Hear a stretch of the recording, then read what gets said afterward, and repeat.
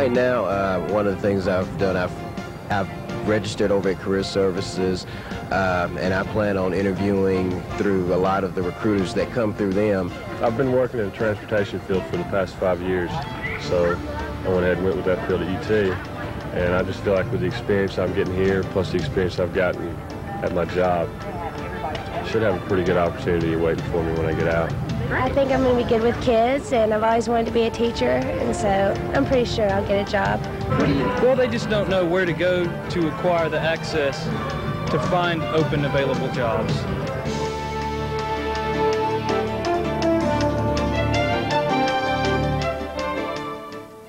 Patrick, great job, a lot of terrific information. One of the things that you talked about quite a bit was finding a mentor and getting that mentor to help you. What is a mentor, and where do you go about finding one? A mentor, I define it a couple different ways.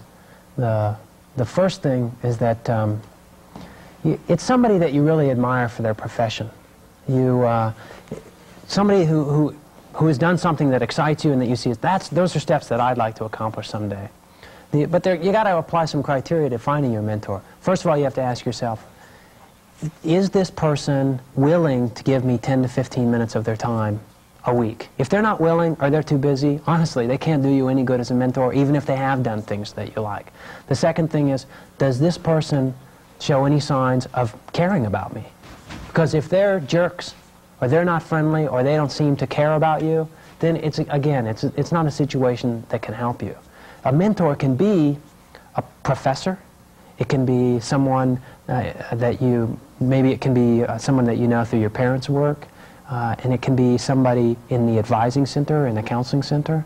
And even if it's not one of those people that you identify, you can turn to books for mentoring, because books are written by experts who want to pass back information in the form of advice and have taken the time to do that. Okay. We have a call from Kalamazoo, Michigan. Hello, Kalamazoo. Yeah, Patrick. First of all, I want to say that this is a wonderful presentation that you're getting. But I have a question about the internships. We're getting feedback. Hey, no. That's okay. I can hear you. Okay, can you hear me? Okay, you talk about internships, and one of the things that we hear from a lot of our students is that they don't have time, especially if it's an unpaid internship.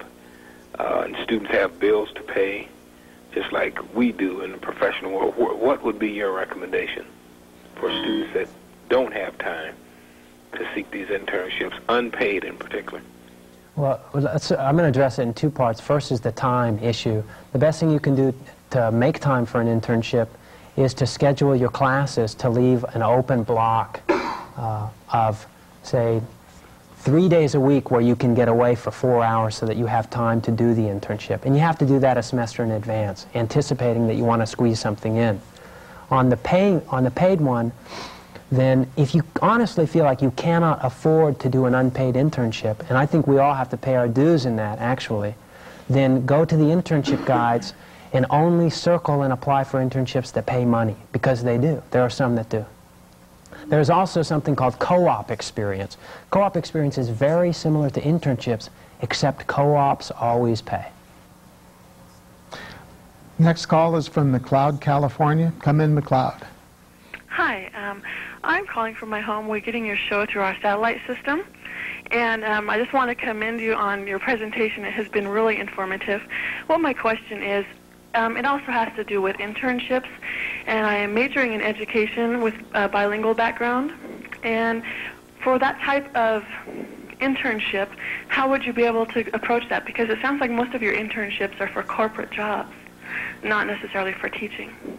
Well, thank you for calling. The thing that you're doing excellent is, of course, getting a bilingual education. That will pay off for you tremendously, especially as a teacher. The teachers are actually starting to do internships now. You know how with teachers, at the end of your program, you go in the classroom and you do student teaching? It's now shifted to where many teachers' programs are encouraging internships in teaching and going into the classroom early. And you are getting your form of an internship with the time that you spend in the classroom. Well, thank you very much. And good luck with your future also. Thank you. The next call is from the University of Mississippi.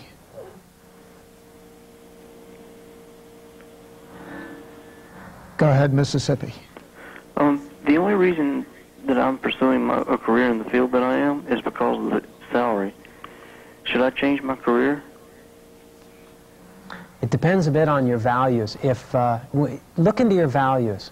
There are instruments. For instance, if you went to a career center and said, you know, I'd like to see a list of 15 career values, there's a book called Work with Passion by Nancy Anderson, and it lists 15 career values. If you take those values, you circle the ones that are most important to you.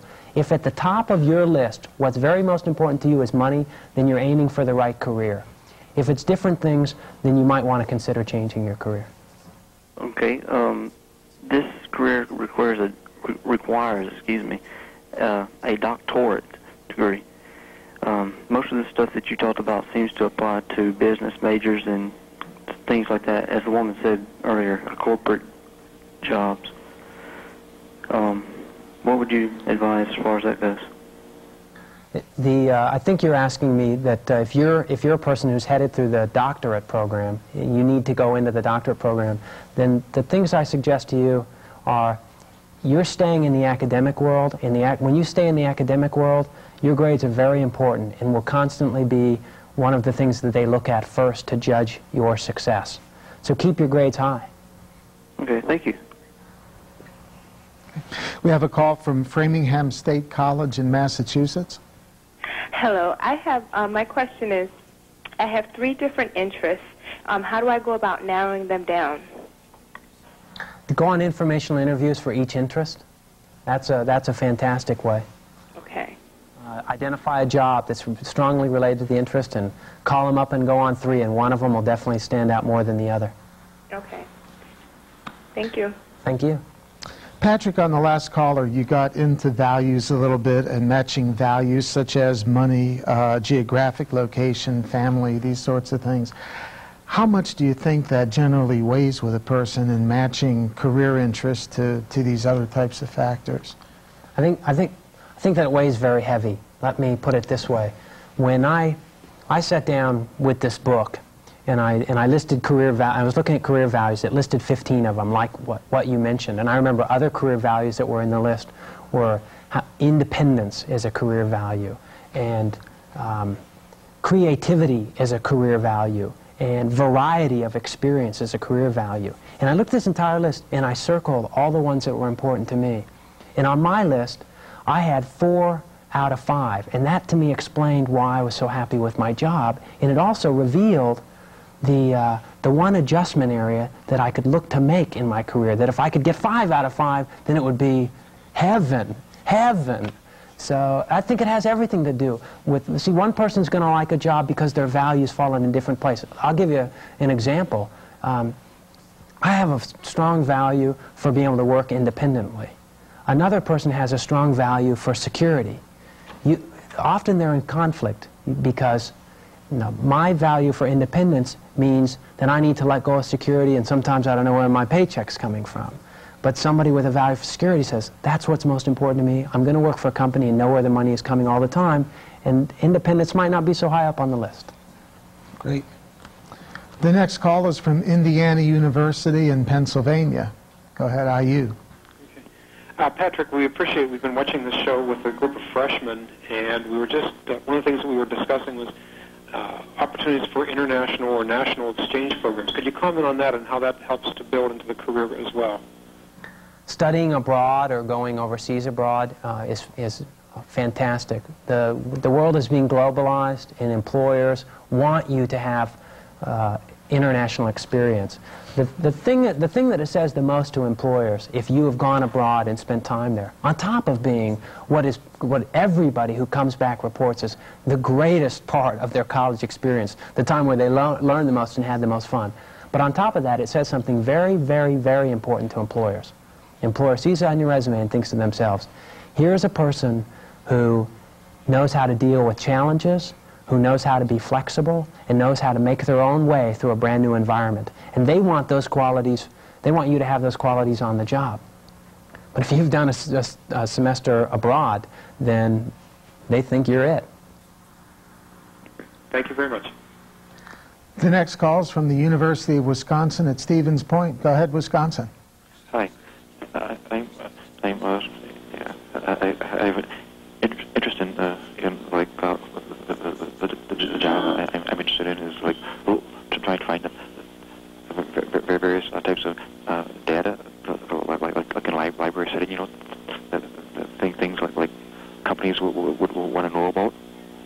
Kind of like a research person trying to find data. Do you understand what I'm saying? This isn't like librarian, but just you know, there are just able to look and find certain facts. Yes. For companies. Yes, that's a fantastic job. It's there is a professional association that's related to that. You could find it in encyclopedia associations, but let me tell you, there are people making their living being fact finders, knowledge hunters. They're running the cyber nets. They're using their computer to hunt down information. If you ask them, how do we find this, they know where it's located in a reference library or in a computer database, and they get paid very, very well, and they find their work very, very exciting because it's like playing detective. I use a service like this. When I need to know something, I call 1-800, it's like something like, you know, some phone number knowledge, and fact finders research it for me. For a major, I am undecided. What major would best prepare me for a fact finder job? Computer science would prepare you very well for that job. Learn to run the net really well and learn to access databases. Yeah. Thank you very much. Thanks for your help. Next question is from Northeast Missouri State University. Patrick. Hi, Patrick. Hi.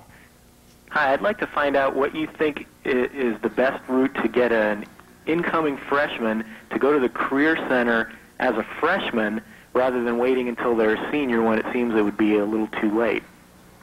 Usually a student's so caught up in their activities as a freshman that they kind of put Career Center on the back burner. I think that you should hold a hula party in the Career Center and give away a lot of free food and have a comedian there and fake them out into coming into the Career Center. Because you're exactly right. The best thing in the world they could do is to know how much there is to offer there, but they don't think to do that their first year. So look for ways to make the Career Center very, very exciting. Gloss up the posters. Make them look hip. Make them look like they're looking through Spin magazine or Rolling Stone magazine. And then throw events in your Career Center and reach out to students. See, you got to reverse the assumption, which is, you know, we got to find ways to get them there. If you work at a Career Center, find ways to get to the classroom where they're sitting and take 10 minutes to, I don't know, take in pictures, you know, and boards and show and tell. See, this is our Career Center, and let me show you where it's located. You know, reach out to them. Thanks very much. Thanks. Patrick, we have another call from the University of Mississippi. Hi, yes. I was watching your show, and I was impressed with some of the things you said, but I did feel that your de-emphasis of grades in graduate school was, I don't know, somehow wrong or might be taken wrong by some of the people watching. I'm in graduate school at the University of Mississippi for a history degree, and I plan on teaching. And I think that some people in some fields, it does take higher education than just the basics that maybe some of these people you're talking to are interested in. Well, I think you give me an opportunity to highlight a very, very important point so there's no confusion. And I'll repeat what I said. It's that when thinking about your grades and what they need to be, determine the field that you're going to go into and then find out for certain what the grade requirement is in order to be able to enter that field successfully and meet that requirement. You're saying the grades are important in the field of education, and you're right. So you know that, and you want to meet those grade requirements. So I couldn't agree with you more, and I just take it as an opportunity to repeat that for some fields, grades are absolutely important, and you ought to know the requirement and get in.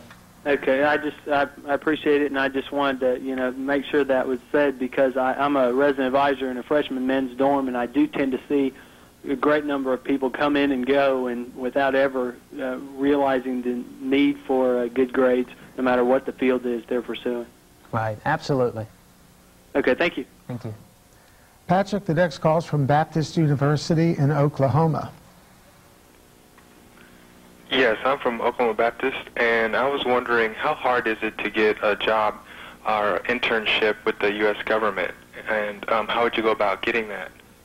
I interviewed a young woman, Jennifer Scully, who got all the way into the White House. She did it by going to her career center and then looking up information about doing internships there in Washington, D.C. The other thing that she did is she volunteered to work on a campaign, one of the presidential campaigns, and that really gave her connections, and she met people and made progress towards working in Washington, D.C., which is a heavily networked city. Of course, there are government jobs outside of Washington, D.C., and those really can be located. There are hotline numbers for government jobs, and career centers can help you look those up and find those. But very specific hotline numbers and computer websites that list what jobs are opening and available in government. Patrick, West Virginia Satellite TV is on the line with a question. Okay, Patrick, I have a daughter who graduated this past June, and this was in psychology. This is from with an undergraduate degree. Should she wait upon her advisor to recommend her, or the college to recommend her for an internship somewhere, or should she just go off on her own and try to find that? Without a doubt, she should just go off on her own and try to find out. Okay. Now, I have a niece who also graduated with a business degree, and what direction should she seek an internship at this point? I mean, both of them are postgraduates. Have they found work have they found jobs? No. Do they seem to be not getting the jobs because of a lack of work experience? Yes. Then you raise a very important point. There are those who graduate and they didn't know to do these things. The best move for them to do is to get the internship under their belt, because you have to do it anyway. So I would suggest that they have two options. To do an internship right now, and the reason why that will benefit them is if they do an internship, then they will enter a company at a higher position. If they don't do an internship and they just scramble and scramble and scramble to try and find a job anywhere, they will get the lowest job on the totem pole, and they will be perceived that way for a long, long time, and their career won't advance. Okay. Now, the second option that they have is to work for free. That means that you go to a company and once they begin to believe there might be a fit, then you say, I'm going to make an interesting proposition to you. I am willing to work for free for a month in order to show you that I'm the kind of candidate that you can use. Okay. Thank you, because I know they had been looking at it, getting a job and getting right in there. You're welcome. Thank you. Thank you. Bye-bye. Patrick, I'd like to thank you very much. This is the end of the video conference, and I think you've given a tremendous amount of information to an awful lot of people. So great job, and been a pleasure working with you. Thank you. Thank you very much. I had a great time.